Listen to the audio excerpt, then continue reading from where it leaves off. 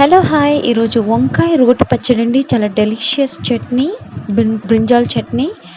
ముందుగా రోటిలో ఒక 3 వెల్లుల్లి రెబ్బలు వేసి, ఒక కప్పు వేయించిన వేరుశనగ వేసి చక్కగా దంచుకోవాలి. చూసారు కదా ఎంత ఫైన్ పౌడర్ అయిపోయిందో. ఇలా దంచుకున్న తర్వాత ముందుగా మనము వంకాయలు, టమాటాలు, పచ్చిమిర్చి, నీళ్ళు, పసుపు, కాస్త సాల్ట్ వేసి బాగా ఉడికించాలండి. స్మూత్ టెక్స్చర్ అయ్యేదాకా వంకాయలు అన్నీ కూడా ఉడికించాలి. ఒక 10 to 20 minutes ఉడికించిన ఆ బ్రింజాల్ వెజ్జీస్ని మనం ఈ రోటిలో వేసుకొని బాగా నూరుకోవాలి. చూసారు కదా, బాగా ఉడికించాలండి. బ్రింజాల్, టమాటో ఒక 2, బ్రింజాల్ ఒక 5, పచ్చిమిర్చి ఒక 15, కాస్త గార్లిక్ కూడా వేసేసి ఉడికించాలండి. ఉడికించి ఇలా ఫైన్గా పేస్ట్ చేసుకోవాలి. కాస్త సాల్ట్ యాడ్ చేయండి.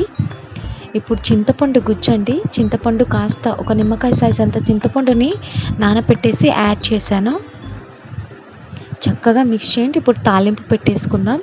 తాలింపుకు ఒక 2 టేబుల్ స్పూన్ల పాటు ఆయిల్ వేసేసుకొని ఆవాలు, జీలకర్ర వేయాలండి.